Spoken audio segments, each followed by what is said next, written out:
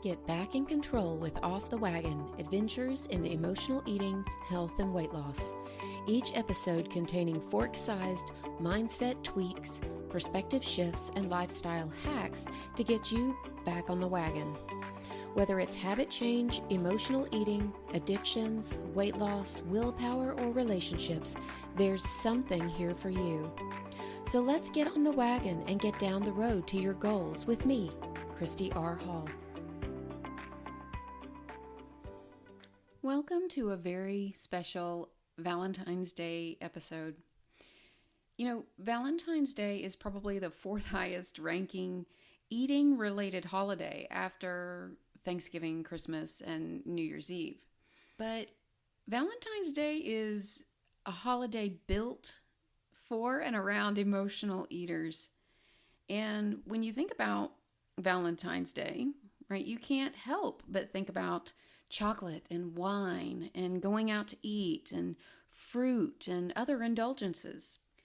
And what's more, so many of the foods and food items that are created specifically for this holiday are very clearly designed and created to create illicit chemical emotions. Chocolate will, in certain people, mimic love. Strawberries are considered an aphrodisiac. Wine is used to loosen inhibitions and make things lots more fun.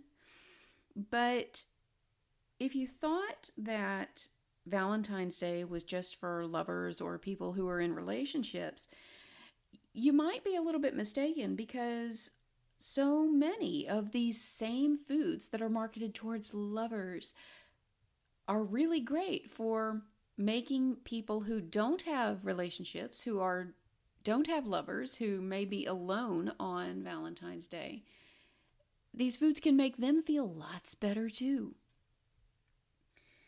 So even if you're alone and feeling badly about it, these foods are still for you and will still make you feel better. Now that makes it sound like I'm trying to suggest go out and get some chocolate and wine and you'll feel better. But I'm not doing that.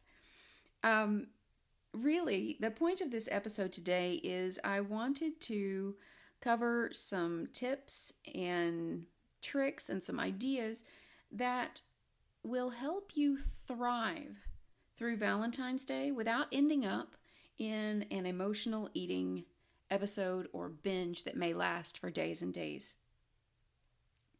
So first things first, you have to decide whether or not you're going to indulge. Now, the key to making this decision is not necessarily whether or not you want to or not. It's about knowing yourself.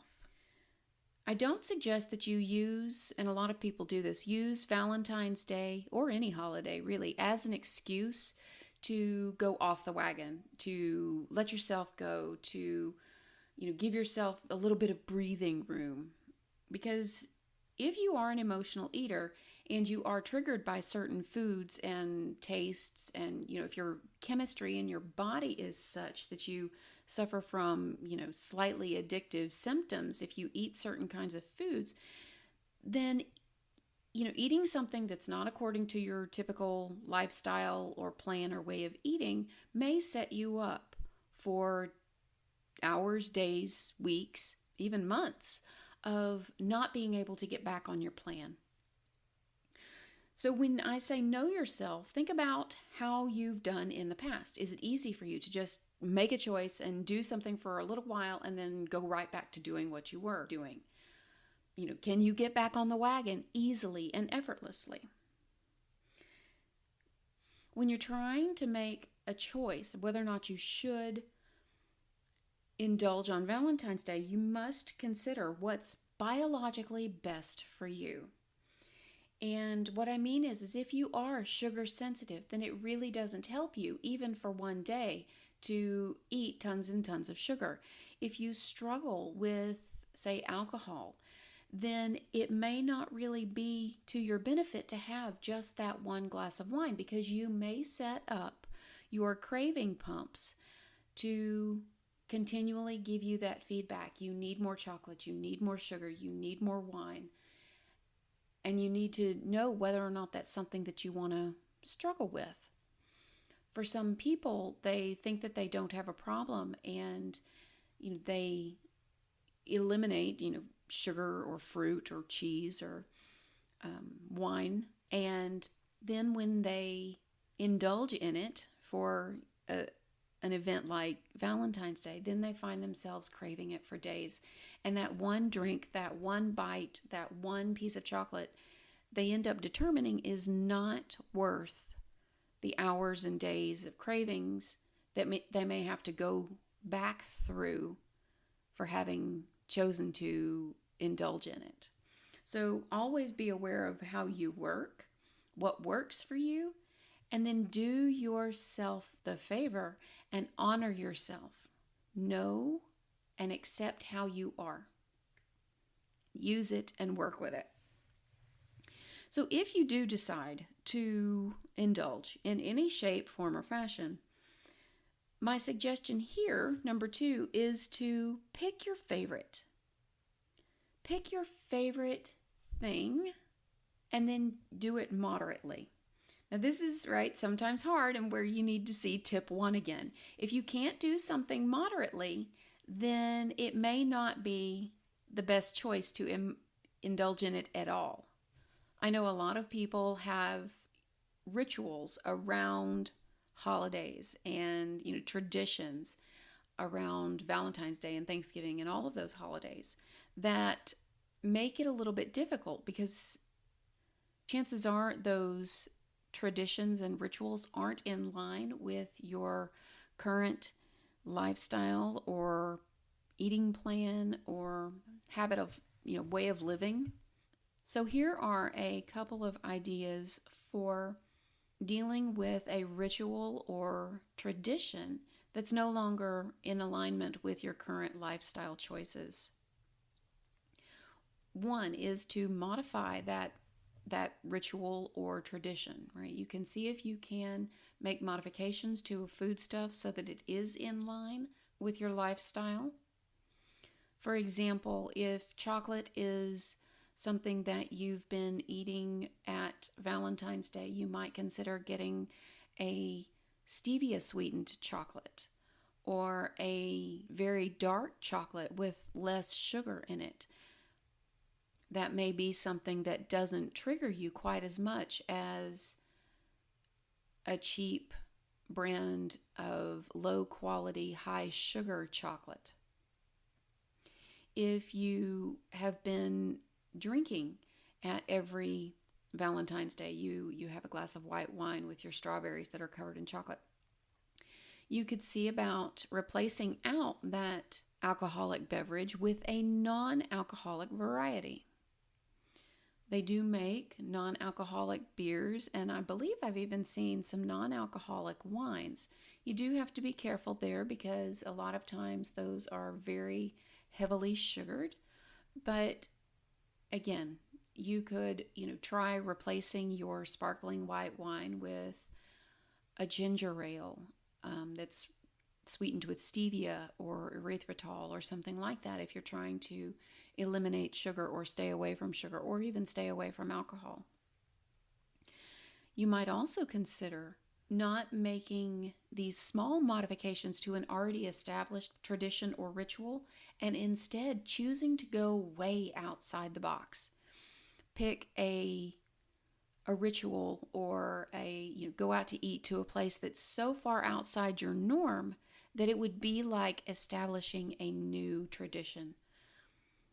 This works really, really well if your old tradition or ritual is so far outside your norm that it can't be worked with. For example, if you used to go out to eat to an Italian restaurant and you have determined that you're gluten-free and that's how you work best, then going to an Italian restaurant where you're going to be surrounded by pastas and breads and all of those gluten-laden foods, that's not really going to work for you unless you're going to eat a salad there. So it might make more sense to choose something else altogether different and then get excited about it, whatever it is that you do choose to do. The third tip I have, and this is probably going to be the biggest one for the most of us, is let's say that you have determined that your ritual or tradition is outside of what you really want to do for yourself. You're used to having sugar or chocolate covered strawberries or cake or brownies or wine, and that really just doesn't fit with what you think is best for yourself and what you want to do. But thinking about not doing it creates these thoughts and feelings of restriction and deprivation. I want to address what to do about those. First and foremost is to think about this in a rational way. Are these feelings of deprivation and restriction and neglect, are they justified? Does everyone else really get to do whatever it is that you're choosing not to do? A lot of times we, especially as emotional eaters, we're really used to going on diets and making ourselves toe the line even when we don't really want to. And that means that, come Valentine's Day, you really want to have that piece of chocolate, but you shouldn't because it's not a part of your plan or not a part of your diet. And then you start feeling bad because why can't I have chocolate? Everybody else gets to have chocolate today. It's not fair. And the truth is not everybody gets to have chocolate. There are people who are allergic to chocolate. There are areas of the world where chocolate is not available. There are people who can't afford chocolate. So, does everyone get to do this? Eat chocolate? No. Does everyone get to drink wine? No. Does everyone get to eat strawberries? No. A lot of people are allergic to strawberries. Does everyone get to go out to eat? No. A lot of people are working today. A lot of people don't have money to go out today. So that kind of helps you put it into perspective. You're feeling neglected, but it's not really you. It's not personal. You're not the only person being singled out. And the second question you have to ask yourself is, do you have to? Do you have to go without? Do you have to have this restriction? Has anyone made this restriction a requirement? And again, this normally applies to people who've been dieting for any length of time. They have a tendency to apply the restrictions to themselves. So there's no one who's telling you that you must not eat chocolate, must not drink wine. You're doing it to yourself. But that still can create feelings of restriction and deprivation.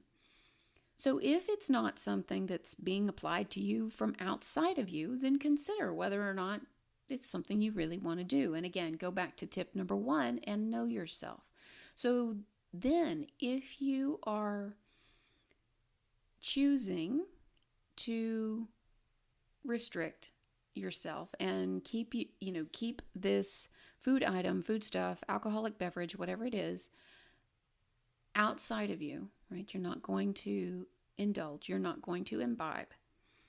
Then realize that this is a choice. You're making this choice. It's your choice. And in my opinion, this is one of the best ways to flip a feeling around. When you realize that you have a choice and you are making this choice, then why are you feeling bad about it?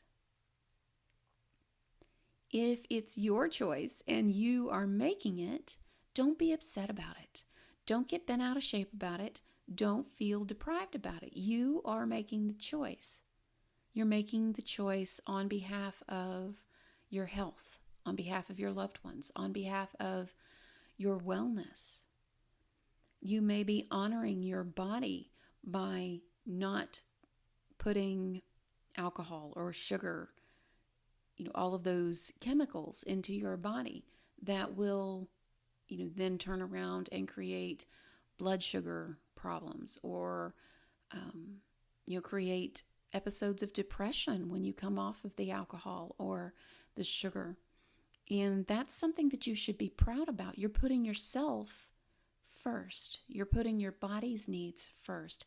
And that's not something that you should feel depressed or deprived or restricted about. This is an act of self-love. If you're making this choice for yourself, this is an act of self-love. And so I don't want you to be upset about it. Choose it and then be happy about it. If you need to, revisit your why. Why are you doing this? Why are you on this path trying to master your emotional eating? Why are you eating this way? To control your inflammation or your irritable bowel, or to clear up your brain fog, or to eliminate your depression and to get off your antidepressant meds. Touch in with why you're doing it and see if you can't find that place where you know in your heart of hearts that this is the right decision for you. And then you don't have to feel bad about it. You don't have to feel like you're neglecting yourself. You don't have to, feel like you're restricting or depriving yourself, because you're making this choice out of love for yourself, out of honor for your body, out of respect for your loved ones who are, hoping that you will continue on your path towards wellness and wholeness and self-love and self-compassion. All right, so those are the 3 tips that I have for navigating through Valentine's Day. I hope they have been helpful for you. If you are alone on Valentine's Day, I want you to do the very best that you can to love yourself up, just like you would want someone else to love you up. Buy yourself some flowers. Spend some time in a relaxing bath with, good smelling bath salts. Treat yourself, and it doesn't have to be food. You can buy yourself a Valentine's Day card. There's no reason why you can't. And if you are with someone else on Valentine's Day, take one moment and sit in gratitude of that person, your family, that friend, whoever you're with, and then share that gratitude with them. It will make them feel so appreciated and so loved, and that in turn will make you feel wonderful and blessed. Thanks so much for tuning in to this special episode for Valentine's Day. I hope it's been helpful for you. If you have any questions or concerns, reach out to me on Facebook, or you can also find me at my website, www.christyrhall.com. Thanks, and I'll talk to you guys soon. Happy Valentine's Day.